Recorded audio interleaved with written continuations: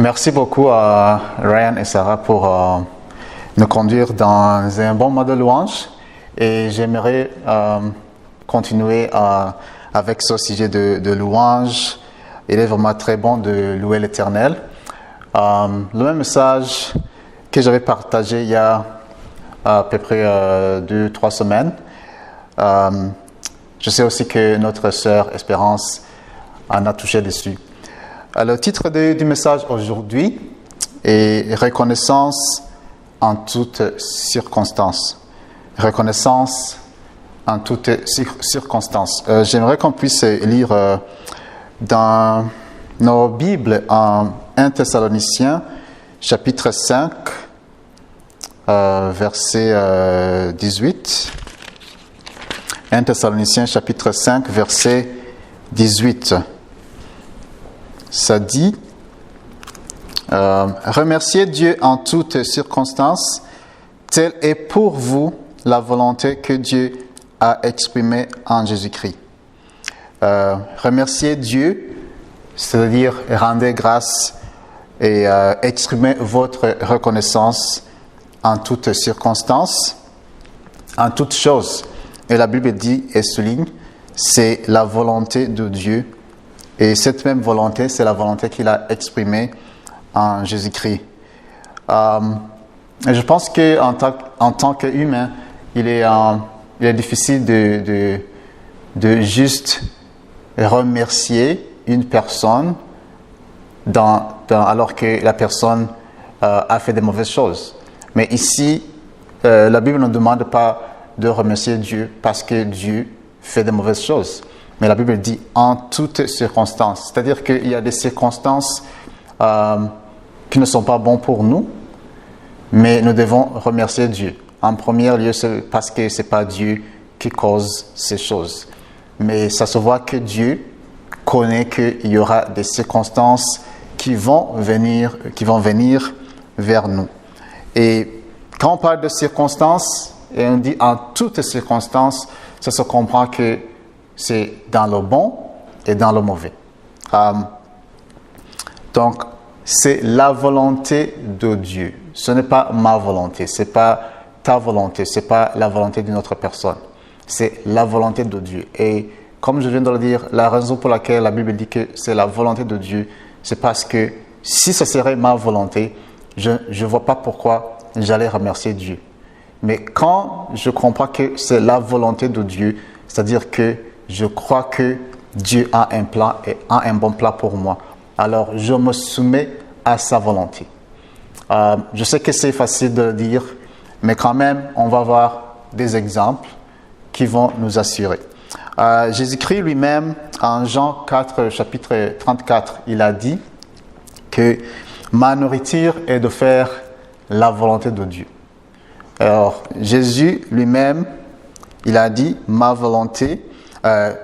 nourriture est de faire la volonté de Dieu, le Père est d'accomplir son œuvre. Jésus lui-même n'a jamais fait quelque chose parce qu'il voulait le faire. Il y avait cette connexion, il y avait cette harmonie entre le Père et le Fils. Et il a dit, je ne vais pas faire ma volonté. Nous savons aussi que avant sa mort, il a prié et il a dit que ta volonté soit faite. Non pas ce que je veux, mais ce que tu veux. Alors vous voyez que ici Dieu nous demande de nous soumettre à sa propre volonté. Alors la première chose, si nous ne comprenons pas que c'est la volonté de Dieu, ça sera vraiment difficile de rendre grâce en toutes choses. Et aussi, Jésus a enseigné à ses disciples de prier que ton règne vienne et que ta volonté soit faite. Alors, c'est la volonté de Dieu qui soit faite dans nos vies. Donc, quand Jésus parlait que sa nourriture, quand on parle de la nourriture, c'est quelque chose qui nous fait vivre. C'est quelque chose qui nous fait vivre. Si on n'est pas nourri, on ne pourra pas bien vivre. Alors, on va mourir, tout simplement. Alors, si Jésus a dit que ma nourriture, c'est faire la volonté de Dieu, c'est-à-dire qu'il vivait toute sa vie en faisant la volonté de Dieu. Et il a toujours dit qu'il ne fait rien de lui-même, qu'il entend toujours de son Père. Alors, le point qui pourra nous aider à faire la volonté de Dieu, c'est être toujours en écoute du Saint-Esprit. Qu'est-ce que le Saint-Esprit nous dit? Et nous allons aussi voir des autres personnages, des autres personnes dans la Bible. Et non pas juste Jésus, des autres personnages dans la Bible qui qui ont mis la volonté de Dieu dans leur vie. Et nous allons voir ce qui s'est passé. La personne que j'aimerais qu'on puisse parler, c'est Job. Nous savons l'histoire de Job. Job était un homme de Dieu, un homme qui écoutait Dieu, un homme qui marchait avec Dieu. C'était un homme sans faute. La façon dont la Bible décrit Job, je pense qu'il était vraiment un homme extraordinaire. Il était riche. Il avait 10 enfants. Job avait plus de 11 000 troupeaux. 11 000 troupeaux. Il avait des serviteurs en très grand nombre. Il était marié. Il avait tout perdu. Il a tout perdu. Il a perdu ses enfants. Il a perdu ses troupeaux. Il a perdu ses serviteurs. Il est resté avec sa femme. Mais sa femme même qui est restée, elle n'était pas là pour l'aider. Elle était là pour la décourager. Elle a même dit, tu persévères toujours dans ton intégrité. Maudis donc Dieu et meurs. Donc, il a encouragé Job à maudire Dieu. Mais Job n'a jamais péché contre l'Éternel. La Bible dit en Job 1, chapitre 1, du verset 20 au verset 22, nous pouvons lire ça ensemble. Job chapitre 1, du verset 20. La Bible nous dit que quand il avait entendu toutes ces mauvaises nouvelles, alors Job se leva, il déchira son manteau, se rasa la tête, puis se jeta par terre pour se prosterner, et il dit, « Je suis sorti nu du ventre de ma mère, j'y retournerai nu. L'Éternel a donné, l'Éternel a repris, que l'Éternel soit loué. » Job est un bon exemple de quelqu'un qui a eu des moments très difficiles. Rendre grâce en toutes circonstances ne veut pas dire que nous n'allons pas avoir mal. Nous n'allons pas être touchés. C'est vrai que nous allons avoir des problèmes. Ça va nous faire mal.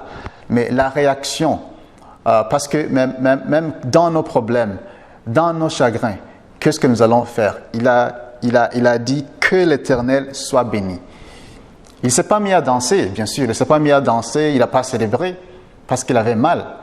Mais écoute ce qu'il a prononcé de sa bouche. Il a dit que l'Éternel soit béni. Est-ce que tu es arrivé à un point où tu pourras passer par des moments difficiles et prononcer telle parole et dire que le nom de l'Éternel soit béni? Et la Bible nous dit que dans toutes ces choses-là, Job n'a pas péché. Il n'a pas péché contre Dieu. Au verset 22, au milieu de tous ces malheurs, Job ne commit pas de péché et il n'attribuera rien d'inconvénient à Dieu. L'autre exemple que je voulais qu'on puisse voir, c'est l'exemple de Paul et Silas. Donc Paul et Silas, nous pouvons voir ça en Actes chapitre 16.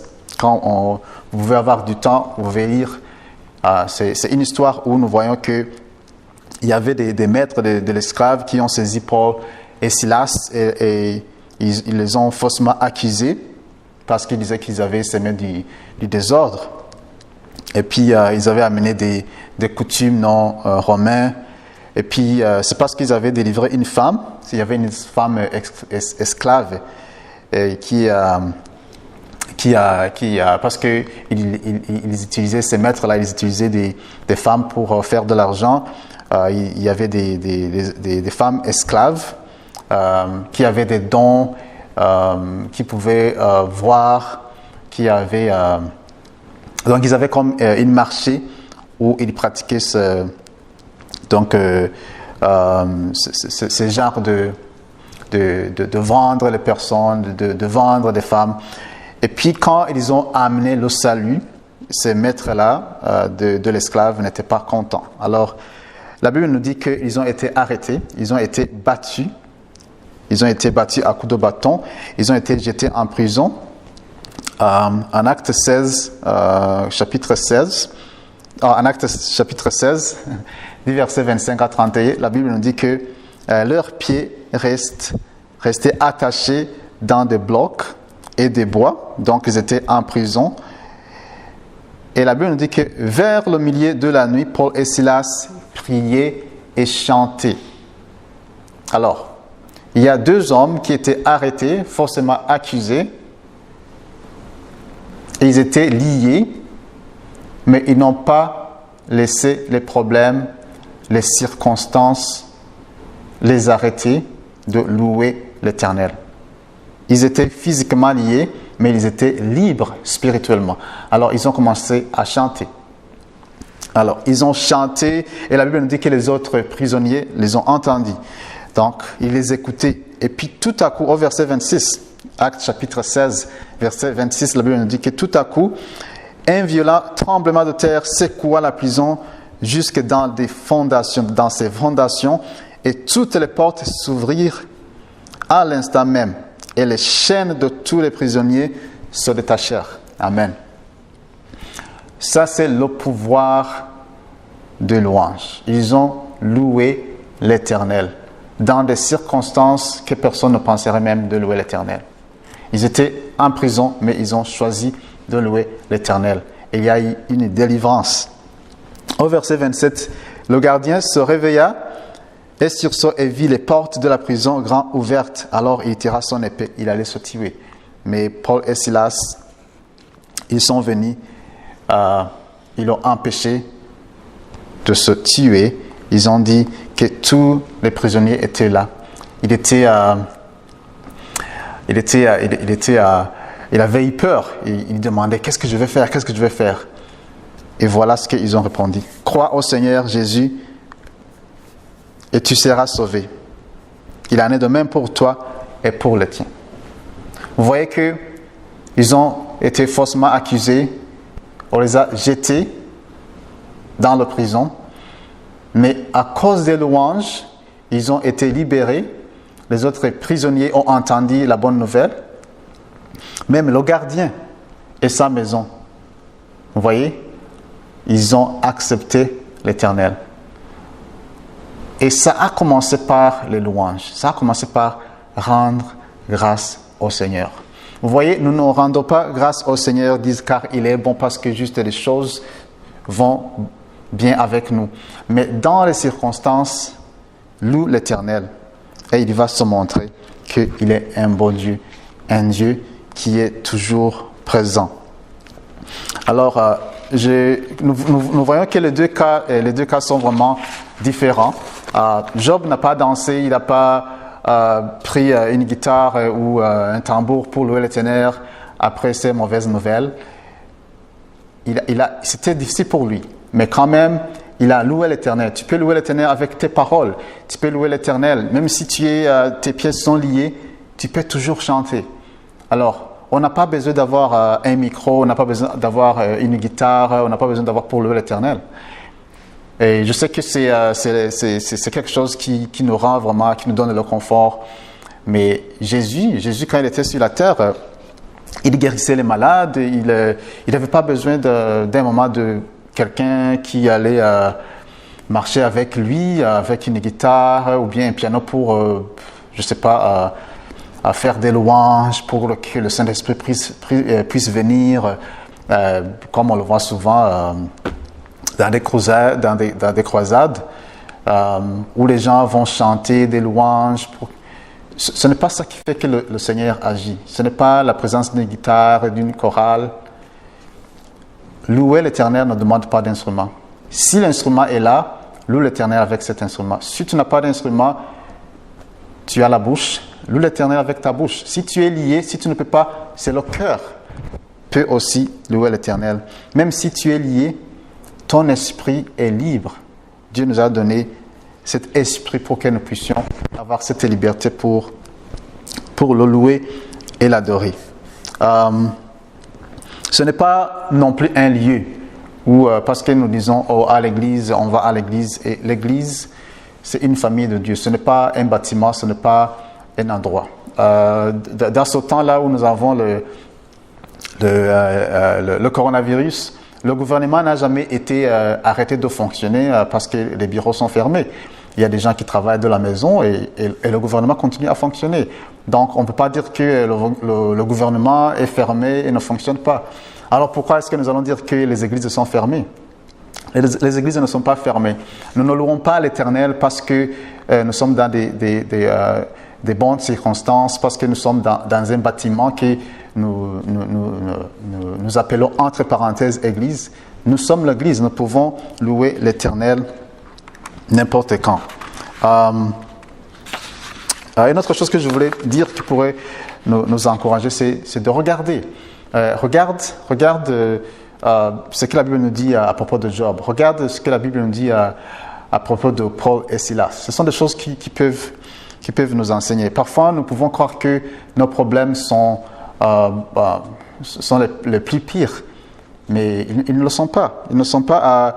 La Bible nous dit à Jacques 1, verset 2, mes frères et sœurs, considérez comme un sujet de joie complète les diverses épreuves auxquelles vous pouvez être exposés.